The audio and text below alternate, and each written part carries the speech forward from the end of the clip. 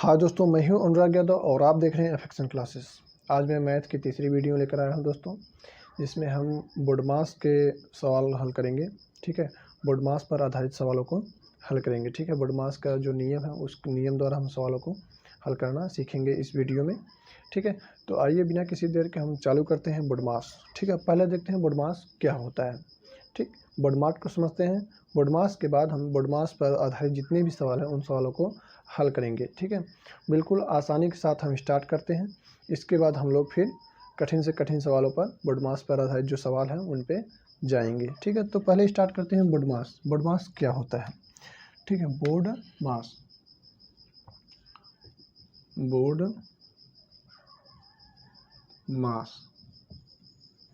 ठीक है, बोडमास दोस्तों एक संक्षिप्त नाम है, एक शार्ट नाम है, शार्ट नेम है बोडमास। इसका जो पूरा नाम होता है दोस्तों मैं वो लिख रहा हूँ। ठीक है, ये एक क्रम भी है दोस्तों। ठीक है, ये एक क्रम है जिस क्रम में इस सवाल को हल किया जाता है। ठीक है, जैसे इस सवाल में बी का मतलब होता है दोस्तों ब्रैकेट। इस सवाल बोडमास में बी का मतलब होता है ब्रैकेट, ओ का मतलब होता है ऑफ। ठीक है, डी का मतलब होता है डिवीजन। डी का मतलब होता है दोस्तों डिवीजन। फिर एम से मतलब होता है मल्टीप्लिकेशन। ठीक है, मल्टीप्लिकेशन। ए का मतलब होता है दोस्तों एडिशन। ए का मतलब होता है एडिशन। एस का मतलब होता है सब्ट्रैक्शन।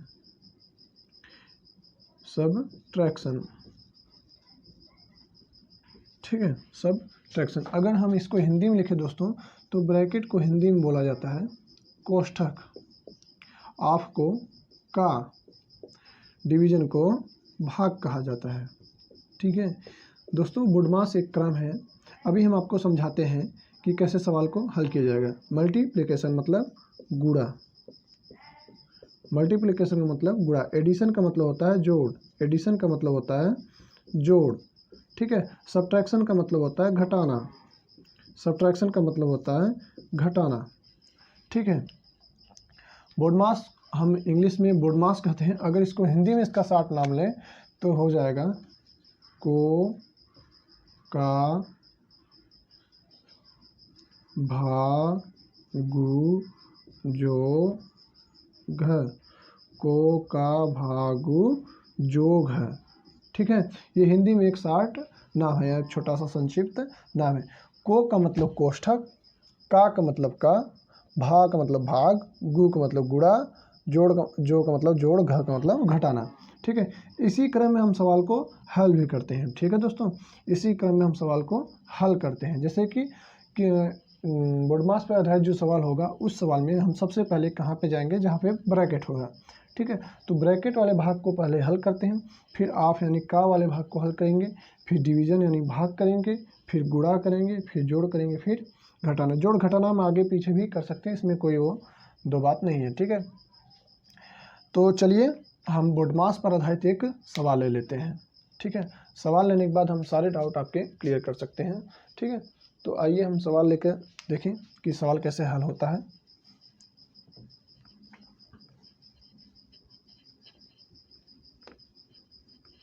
बोडमास पर आधारित सवाल। जैसे मैंने एक सवाल ले लिया, जैसे 72 भागे 9 गुणे 4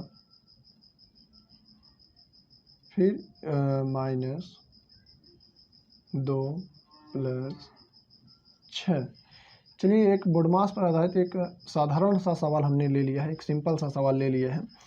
अब हम देखते हैं कि सवाल कैसे हल होता है बोडमास पर के नियम से। ठीक है, तो सबसे पहले हम देखते हैं ब्रैकेट। तो इस सवाल में ब्रैकेट नहीं दिया गया है, इस सवाल में ब्रैकेट नहीं दिया गया है। ठीक है, ऑफ भी नहीं दिया गया है कहीं। ठीक है, डिवीजन, इसके बाद हम आते हैं, ब्रैकेट नहीं था, ऑफ नहीं था, इसके बाद हम आते हैं डी यानी डिवीजन पर। डिवीजन का मतलब होता है दोस्तों भाग, डिवीजन का मतलब भाग। यहाँ में इस सवाल में भाग दिया गया, जैसे 72 भागे 9 ये दिया गया है भाग यहाँ पे। तो हम सबसे पहले भाग को हल करते हैं, यानी 72 में 9 का भाग देंगे तो 72 में 9 का भाग देते हैं तो 8 आ गया। ठीक है, भाग हो गया। अब गुणा फिर घटाना, फिर जैसे दिया था इसको लिख दिए हमने। ठीक है, अब भाग यानी डिवीजन वाला भाग हो गया। अब आते हैं यम पे। यम का मतलब मल्टीप्लिकेशन। मल्टीप्लिकेशन को हिंदी में बोलते हैं गुणा। तो अब हम गुणा को हल करेंगे, यानी कि भाग हो गया, भाग के बाद गुणा, फिर जोड़, फिर घटाना। ठीक है, जोड़ घटाने में कोई दो बात नहीं है दोस्तों, आप पहले जोड़ भी सकते हैं या पहले घटा भी सकते हैं। ठीक है, तो चलिए हम गुणा करते हैं। 8 का 4 में गुणा करेंगे तो आ जाता है हमारा 32। ठीक है, फिर -2 + 6। वैसे ही सवाल जो कहते हो हमने लिख लिया है यहाँ पे। ठीक है, अब हम आपको बताया था कि चाहे आप पहले घटाना कीजिए या पहले जोड़ कीजिए। 32 में से 2 निकालने वाला है, 30 + 6, फिर आ गया हमारा 36। ये हमारा आंसर है। ठीक है, तो इसी क्रम में हम बोर्डमास पर आधारित जितने भी सवाल हैं इसी क्रम में हम हल करेंगे। सबसे पहले भाग करेंगे, भाग करने के बाद जितना सवाल ज्यों का त्यों उतार लिए हैं। ठीक है, भाग करने के बाद गुणा, फिर गुणा करने पर भी ज्यों का त्यों हम सवाल को उतार लिए, फिर जोड़ या घटाओ। ठीक है, इसके बाद हम दोनों को आगे पीछे कर सकते हैं। ठीक है, और भी इस प्रकार आगे सवाल आपको मिलेंगे। ठीक है, जैसे कि एक सवाल और हम ले लेते हैं जो कि ब्रैकेट पर आधारित होगा, जिसमें ब्रैकेट भी दिया रहेगा। जैसे एक सवाल है 36 प्लस बड़ा वाला ब्रैकेट लगा दिया हमने। दोस्तों ब्रैकेट को पढ़ने से पहले, ब्रैकेट को समझने से पहले हम ब्रैकेट के कुछ प्रकार समझ लेते हैं। जैसे मैं एक साइड लिखता हूँ प्रतीक यानी सिंबल, और दूसरी तरफ लिखता हूँ नाम। ठीक है, कि कौन से ब्रैकेट का क्या नाम रहता है। ठीक है, जैसे कि ये भी एक ब्रैकेट माना जाता है, जिसको हिंदी में बोलते हैं रेखा कोष्ठक, इंग्लिश में बोलते हैं विनिकुलम। ठीक है, इंग्लिश में विनिकुलम और हिंदी में रेखा कोष्ठक।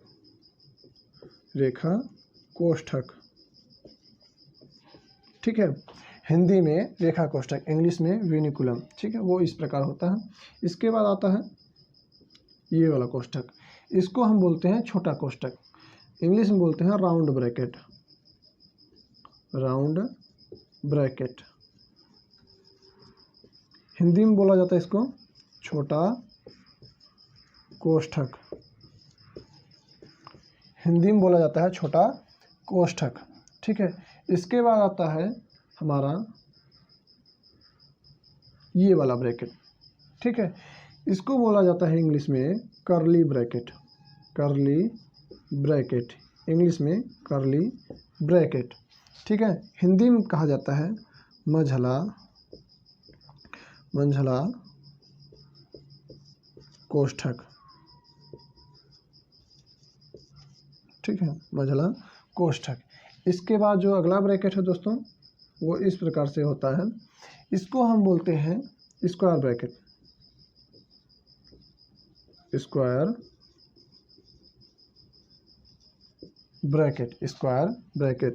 ठीक है, हिंदी में कहा जाता है बड़ा कोष्ठक,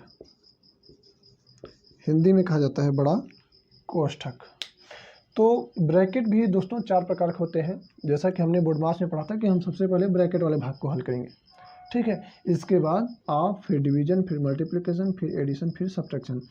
जब हम ब्रैकेट को समझ लेंगे इसके बाद आप को भी समझ लेंगे कि आप क्या होता है। ठीक है, आप क्या होता है।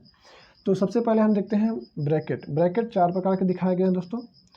एक होता है विनिकुलम, जिसको हिंदी में कहा जाता है रेखा कोष्ठक। फिर होता है राउंड ब्रैकेट, जिसको हिंदी में कहा जाता है छोटा कोष्ठक। फिर कर्ली ब्रैकेट को हिंदी में बोला जाता है मंझला कोष्ठक। फिर स्क्वायर ब्रैकेट को हिंदी में कहा जाता है बड़ा कोष्ठक। तो अगर ये चारों कोष्ठक किसी एक सवाल में दिए गए हों, ठीक है दोस्तों, अगर ये चारों कोष्ठक किसी एक सवाल में दे दिए गए हों तो हम सबसे पहले किस वाले कोष्ठक यानी कौन से ब्रैकेट को हम सबसे पहले हल करेंगे। ठीक है, तो जिस क्रम में लिखा गया दोस्तों इसी क्रम में हम ब्रैकेट को हल भी करते हैं। यानी सबसे पहले हम विनिकुलम यानी रेखा कोष्ठक को अंतर्गत जितने भी अंक दिए रहेंगे, गुणा हो चाहे भाग हो चाहे जोड़ हो फिर चाहे घटाना हो, तो उसको हम हल करेंगे विनिकुलम के अंतर्गत। ठीक है, इसके बाद विनिकुलम के बाद हम राउंड ब्रैकेट के भीतर दिए गए जो भी गुणा भाग हो उसको हल करेंगे। फिर राउंड ब्रैकेट के बाद करली ब्रैकेट यानी मझला कोष्ठक, फिर बड़ा कोष्ठक। ठीक है, इस प्रकार हम कोष्ठकों का भी जो अंदर दिए गए सवालों को हल करेंगे। ठीक है, सबसे पहले हम विनिकुलम यानी छोटे कोष्ठक, फिर छोटा, फिर मझला, फिर बड़ा कोष्ठक। ठीक है, आइए एक सवाल लेकर हम सवाल के जरिए समझते हैं कि कोष्ठक किस प्रकार से हल किए जाएंगे। जैसे मैंने एक सवाल लिख दिया, मैंने एक सवाल लिख दिया,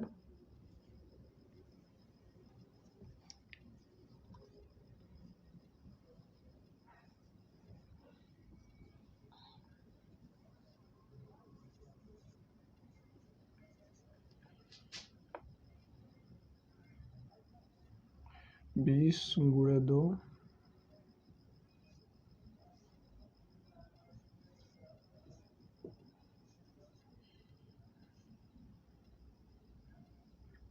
फिर यहाँ पे मझला कोष्ठक बंद, फिर ये बड़ा कोष्ठक बंद। तो ये एक सवाल दिया है दोस्तों, हमने लिख दिया है, जिसमें हम विनिकुलम का अभी नहीं लिखे हैं। ठीक है, तो अगली बार जब हम सवाल लिखेंगे तो उसमें हम विनिकुलम यानी रेखा कोष्ठक को भी लगा देंगे उसमें। सबसे पहले हम देखते हैं कि ये जो सवाल दिया गया है, तो ये बोर्ड मास के आधारित सवाल है ये। तो हम सबसे पहले ब्रैकेट को देखते हैं। ब्रैकेट में ही 4 प्रकार के होते हैं, आपको पता है। पहले रेखा कोष्ठक, फिर छोटा कोष्ठक, फिर मझला कोष्ठक, फिर बड़ा कोष्ठक। जो रेखा कोष्ठक होता है दोस्तों, उसका ज़्यादा प्रयोग नहीं किया जाता है। ठीक है, बहुत कम जगह पर ही उसका प्रयोग देखने को मिलता है। ठीक है, तो इसमें इस सवाल में रेखा कोष्ठक कहीं नहीं दिया गया है, छोटा कोष्ठक दिया गया है, यानी कि रेखा कोष्ठक के बाद हम जिस कोष्ठक को हल करेंगे वो छोटा कोष्ठक होता है। तो छोटा कोष्ठक से शुरुआत करने जा रहे हैं हम लोग। ठीक है, तो चलिए सवाल को ये क्वेश्चन था हमारा क्वेश्चन, और इसका सॉल्यूशन देखते हैं। ठीक है, तो सबसे तो पहले जैसे सवाल लिखा है हम उस सवाल को वैसे सेम लिख रहे हैं। ठीक है, कुछ नहीं कर रहे हैं दोस्तों, बस सवाल को ज्यों का त्यों हम लिख रहे हैं। जो छोटे कोष्ठक में जो भी चीज़ दिया गया है पहले हम उसको हल करते हैं। ठीक है, और हल करने के बाद छोटे कोष्ठक को हटा देते हैं। जैसे छोटे कोष्ठक में दिया था 10/5 यानी 10 में 5 का भाग। तो अगर हम 10 में 5 का भाग देंगे तो दोस्तों आ जाता है हमारा 2। ठीक है, आ जाएगा हमारा कितना 2, और हमने अब छोटा कोष्ठक हटा दिया। इसके बाद मझला कोष्ठक था, फिर बड़ा कोष्ठक लगा दिया। ठीक है, अब और आगे चलते हैं दोस्तों, देखते हैं। अब हम मझले यानी करली वाले ब्रैकेट को हल करेंगे। जो करली ब्रैकेट में दिया गया है उस सवाल को हल करेंगे। ठीक है, चलिए देखते हैं। मझले वाले ब्रैकेट में दिया गया है गुणा और घटाना, 2 चीज़ दिया गया है, यानी घटाना से पहले हम गुणा करेंगे। ठीक है, यहाँ पे घटाना सब्ट्रैक्शन से पहले हमारा मल्टीप्लिकेशन था, तो सबसे पहले मल्टीप्लिकेशन करेंगे। तो यानी 20 गुणे 2 40 माइनस 2। ठीक है, आगे चलते हैं दोस्तों। बहुत ही आसानी से एकदम बिल्कुल बेसिक से हम लोग चल रहे हैं। अगर आप चाहें तो तैयारी के लिए भी जो सवाल दिए जाते हैं बोर्ड मास पर आधारित सवाल, उसको भी आप यहाँ से शुरुआत कर सकते हैं। ठीक है, अभी हम और आगे चले जाएंगे, यानी कि चलते जाएंगे। अभी 2-3 दिन हम लोग बोर्ड मास पर ही आधारित प्रश्न को हल करेंगे, तो इससे आगे जो कठिन कठिन सवाल हैं वो आपको मिलेंगे। ठीक है, तो चलिए आगे चलते हैं हम लोग। 24 प्लस, अब देखिए 40 में से 2 अगर हम निकाल दें तो आ जाता हमारा 38। और अब मझले ब्रैकेट यानी करली ब्रैकेट का सवाल हमने हल कर लिया, तो करली ब्रैकेट को हटा देंगे। ठीक है, 40 में से 2 निकाल दिया, हमारा आ गया 38। और जो हमारा करली ब्रैकेट यानी मझला कोष्ठक था उसको हटा दिया हमने। ठीक है, अब बचा सिर्फ छोटा कोष्ठक। चलिए आगे चलते हैं। 36 माइनस, अब इन सवाल को हल करेंगे तो क्या पाते हैं हम लोग, जोड़ है, जोड़ देते हैं। ठीक है, 4 8 12 3 2 5 1 6, कितना आ गया दोस्तों 62। ठीक है, 62 आ गया। इस सवाल को हल कर लिया, तो ये यानी कि स्क्वायर ब्रैकेट यानी बड़ा कोष्ठक भी हमने हटा दिया। अब 36 में से 62 नहीं घटेगा दोस्तों, तो उल्टा घटा देते हैं, तो माइनस में आंसर आएगा हमारा।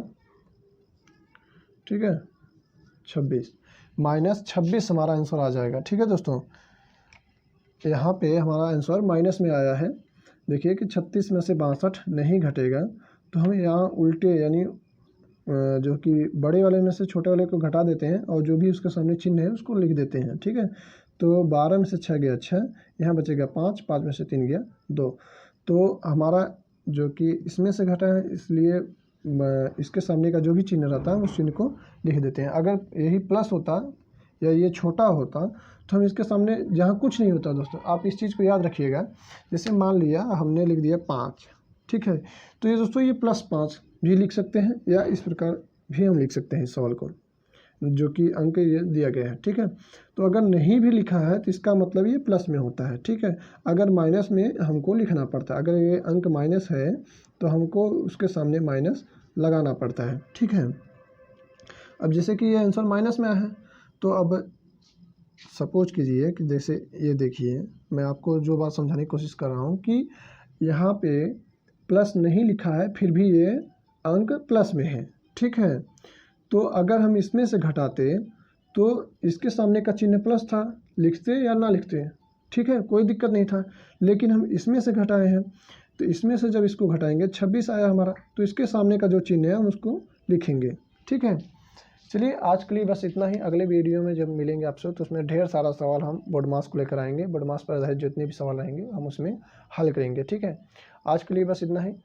अगर आपको वीडियो पसंद आया तो आप वीडियो को लाइक कर दीजिए और चैनल को सब्सक्राइब कर दीजिएगा। ठीक है, इसी प्रकार हम आगे भी सवालों को हल करते जाएंगे आगे भी, और बहुत बिल्कुल बेसिक से शुरुआत कर रहे हैं हम लोग मैथ को। पहले कक्षा 6 की मैथ पढ़ेंगे, फिर कक्षा 7 की, फिर कक्षा 8 की पढ़ेंगे। ठीक है, तब तक के लिए बाय बाय।